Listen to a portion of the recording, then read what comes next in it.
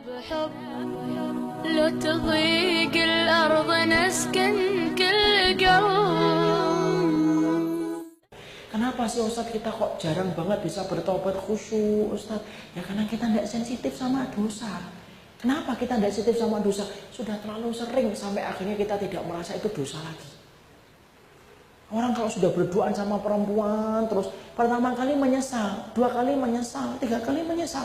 Sampai setahun, 2 tahun sudah tidak lagi menyesal. Kenapa? Terlalu sering melakukan dosa. Orang pertama kali ngambil uang itu pasti dalam hatinya itu apa?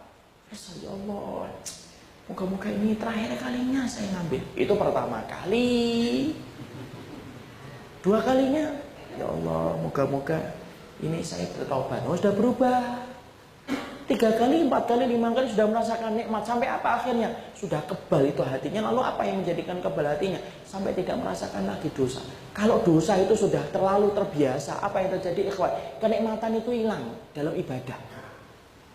Makanya kalau orang ditanya, kenapa ya kok susah ya sholat itu khusyuk ya? Ya mungkin kita ngomong sama diri kita masing-masing.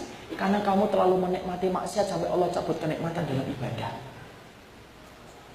Ya? Makanya ada orang yang kemudian, kenapa kok saya tidak bisa menikmati minum biasa? Karena antum sudah terlalu banyak minum khamr, makanya sampai minum biasa itu tidak nikmat. Kenapa orang itu kemudian tidak bisa menikmati istrinya, tapi justru menikmati zina ketika sampai dia jajan di pinggir-pinggir jalan dengan cara yang diharamkan oleh Allah? Loh, karena antum menikmati zina itu sampai akhirnya Allah cabut kenikmatan ia bersama istrinya yang halal untuk dirinya. Makanya Imam Ibnu Qayyim dalam kitabnya Ad-Da'u wad-Dawa itu berkata, dahsyatnya dosa, yaitu adalah salah satunya adalah dicabutnya kenikmatan ibadah dan ditimpakan kenikmatan dalam maksiat. Kenapa kita tidak bisa dengerin Quran? Antum terlalu banyak dengerin musik, dangdut aja, alamat yang salah. Ya Allah, ngapain dinyanyiin? Alamat salah ya sudah, ya kan? Musik aja. Akhirnya apa? Allah cabut, akhi. Allah memberikan hukuman sama kita tanpa kita terasa loh. Apa hukumannya? Kita dengerin Quran malah tidak kuat. Coba kan, berapa banyak orang yang bisa dengerin musik dangdut 3 jam, joget-joget ya. Tapi kita dengerin Quran, Masya Allah. Ya Allah, kayak cacing kepanasan. Masya Allah, bisa diganti nggak ini ya? Kenapa kok kita tidak bisa dengerin Quran ya, akhi? Ya karena mungkin kita terlalu banyak menikmati yang maksiat sampai Allah cabut kenikmatan Qurannya, Allah timpakan kenikmatan kita dalam urusan yang dosa itu. Dan itu cukuplah adab bagi Allah sebelum adab di akhirat, akhi. Kenapa? Kalau kita sudah tidak bisa beribadah di dunia dengan nikmat, bagaimana bisa menikmati jalan ke surga? Tinggalin. Ustadz saya tidak bisa dengerin. Ya udah, kurangin dulu. Yang biasanya download itu dangdut, buat diganti separuh-separuh Quran gitu loh. Emang antum ridho kalau mau meninggal dunia antum dinyanyikan dangdut? Dan nggak mau kan? Ayo bang, terus bang, tarik terus.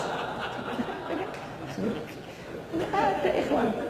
Loh, kalau antum tidak mau dibacain dangdut ketika mati, yang mbok terbiasa dengerin Quran supaya antum juga kemudian menikmati Quran ketika meninggal dunia kan?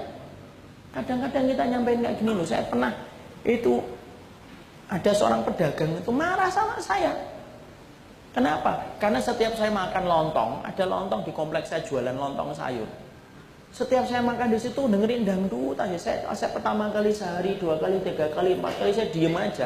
Lama-lama saya bercanda, nyampaikannya bercanda. Saya tidak suka menghujat orang kemudian ngomong kasar itu bukan tipe saya. Saya bercanda.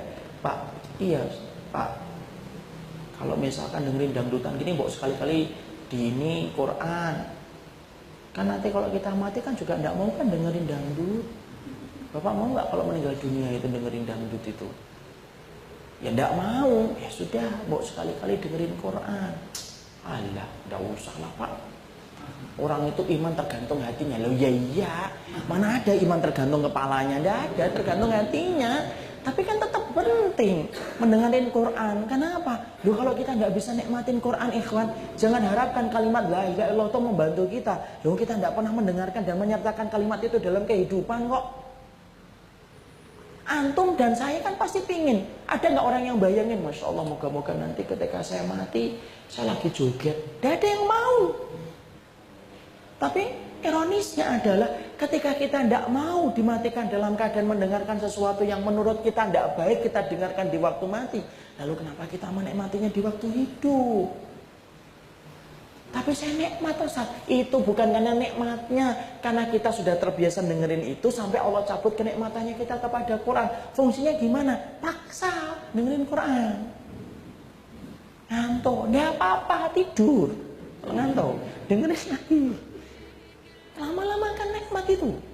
Quran itu nikmat atau tidak? Nikmat. Wong dangdut yang diciptakan sama orang yang tidak pernah beriman sama Allah aja bisa nikmatin kok antum kok.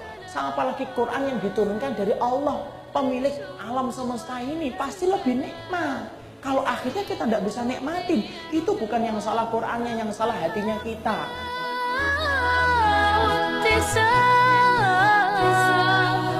انشر